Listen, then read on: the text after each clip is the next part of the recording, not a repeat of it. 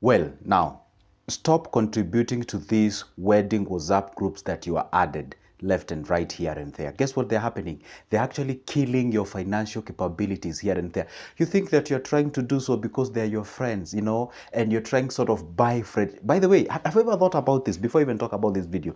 Do you know it's like you don't want to discourage them, so you're kind of buying the friendship in the sense that, hey, see, there is always addition of, hey, who contributed what, and then you realize that if your name doesn't show up there, they might feel bad, and then at the end of the day, you might kill the friendship. Now, that's what I call buying friendship.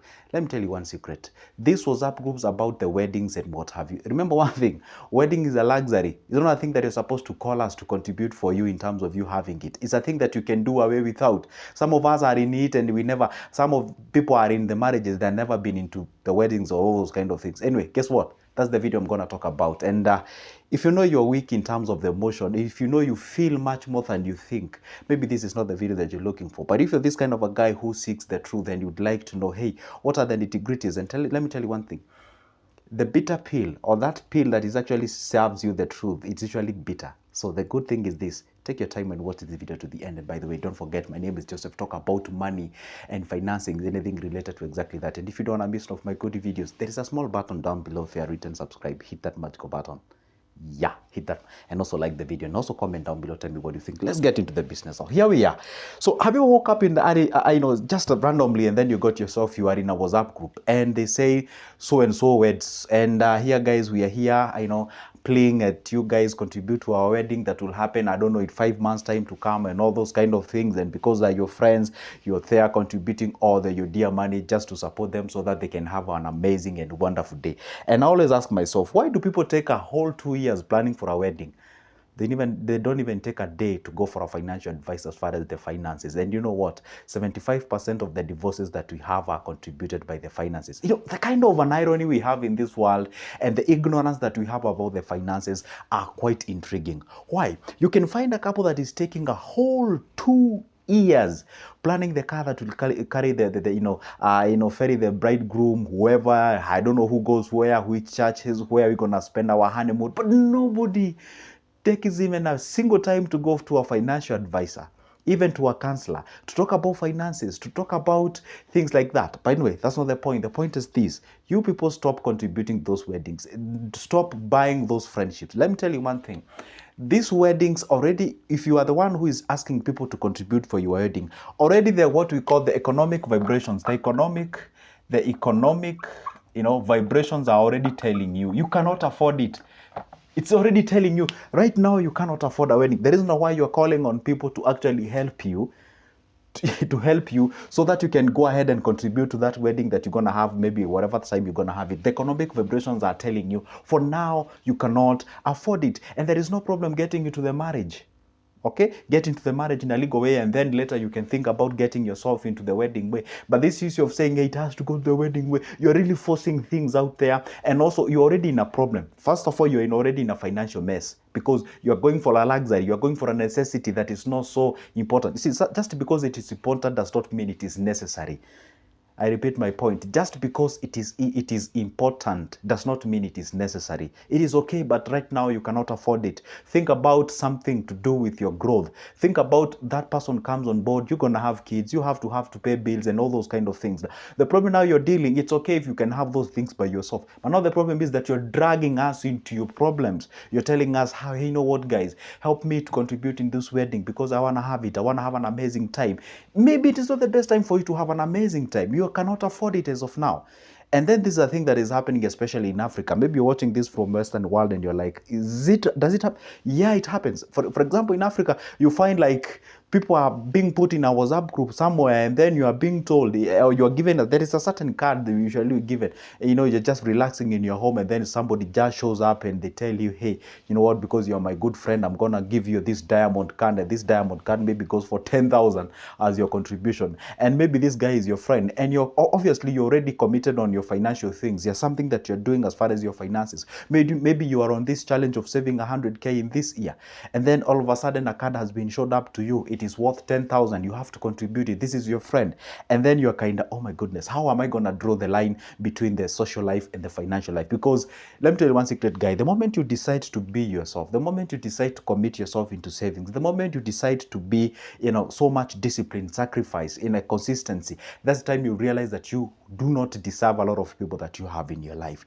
And there is this thing of people fearing to speak the truth. And I always tell people, today, even if you dare add me to a WhatsApp group, I always tell, for example, I have two WhatsApp group actually. One with more than 1,000 people is for savings. Another one is about finances and businesses and what have you. Someone approached me on my inbox and told me, hey, Joseph, would you mind if maybe perhaps I can just, surrender this plea on your people on the WhatsApp because I'm a member of your WhatsApp group, and tell them to contribute me on the on the wedding. I told them blatantly, in black and white, I cannot accept that because that is a luxury. It's not a necessity. You cannot afford it now. You're actually trying to give those guys are on a target of saving 100K. They are trying as much as they can. They are sacrificing. They're not even going some outing. Some of them, they are doing the best. Now you're there telling them to support you, do the wedding. That's a luxury. It's like going to a butchery. See, in Africa, we consider meat as a luxury. That's for sure. It's not basic, yeah, because most of the people cannot afford it. It's like going to that butchery and you're trying to, should I use the term borrow or something? Get a meat at a credit. I mean, you're not serious. You would rather go and get a credit of, say, a wheat flour, or maybe not even, but then even a wheat flour is somehow luxury to some people. So you'd rather go and borrow those basic food items, and those kind of things. Okay, there's some of the things that you can go and borrow that you actually appear weird to people. So it is good to make sure that you understand your financial capabilities. Okay, if you know very well right now you cannot afford that wedding, you can just go ahead and do away without it. Stop bringing a lot of people. And let me tell you one secret. Okay, it is good you people to be known by others that you are candid, you are straightforward, you tell people the truth. It may hurt them, but you're telling them the truth. Guess what, guys? I cannot contribute to a wedding. A wedding is a thing that you're supposed to plan by yourself. You just invite me, and bear what? I'll come hungry because I'll need to celebrate and eat. And it's a thing that you ought to do it by yourself. Maybe it's a different thing, like maybe there is something like a disease or something. Those are different occasions. Those ones you can contribute. But things to do with the luxuries, the wedding and what have you, just stop playing nice. When you stop playing nice, when you start playing what we call the accommodation fee. See, let me tell you one thing. There is something called accommodation fee. Accommodation fee. When I say accommodation fee, does not mean, or you can call it a charge. Accommodation fee or charge does not necessarily mean that you're going renting an Airbnb or a hotel or whatever. Accommodation fee in friendship is whereby you realize, hey, this guy is my friend. Okay, let's say this is guy A and this is guy B. The guy B is having a wedding. Okay, the guy B is having a wedding, and the guy A and B are friends. And then you realize the guy A and B, both of them are not financially stable. They are really trying the best as they can, but the guy B is interested in having a wedding, which is a luxury. Absolutely, is a luxury. And this guy B is a frugal person. He's a person who decides or believes in living is below your means so that you can channel a chunk of the money towards a saving for the purpose of investment. And then all of a sudden the guy B surrenders a what? Remember one thing, these guys are close friends. The guy B adds the guy A on a WhatsApp group. And obviously when guy B sends, even if maybe you have restricted being added on the WhatsApp groups, and then when guy B sends the guy A an invite for a WhatsApp group, obviously the guy B cannot disregard it because this is guy B has done so. Therefore, it means I have to go ahead and join. And once you join, you realize the guy B is having a, I mean, by the time you guys you realize, then they tell you, because you're my friends, obviously there's some of the money that you cannot contribute. Then you have to commit, like, let's say 10K, depends on your capacity. This 10K ought to be have channeled somewhere in terms of investments. Now there goes, because you have to part with the 10P in the name of maintaining the friendship with guy B. And therefore you realize the social life is really affecting the economical life.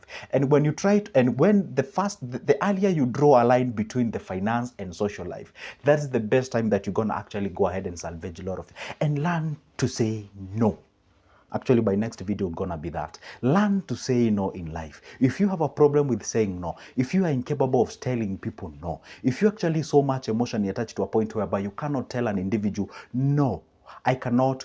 By the way, I should say all my friends. All my friends knows that if you add me to a WhatsApp group, I cannot contribute even a dime. I can't. I mean, seriously, I can. By the way, you'd rather not even contribute. I mean, you'd rather even not add me to a WhatsApp group as far as the weddings is concerned. Just tell me I have a wedding. I'll show up with a gift. I have no problem with buying you a gift, even if it's an expensive one. I can buy you a gift, but should come from my own point of view. Should come from my own sort of a wish. It's my own wish if I want to do it. I mean, seriously, we ought to congratulate people when they're achieving their milestones. And I believe getting married in a way or the other, for those who believe it's a milestone on its own. Therefore, I can actually come there and be able to congratulate you. But do not force me into a point whereby I'm not comfortable with you putting me in that WhatsApp group. I'm not comfortable putting me in that specific thing. So it's always good to make sure that you understand your principles. And the moment you understand, even the friendship that you're having is actually violating your principles, is violating your discipline, is violating that thing that you believe on as far as the finance is concerned, just shake them off. Yeah, it will cost you friendship. For example, personally, I'm very strict when it comes to time. That's for sure.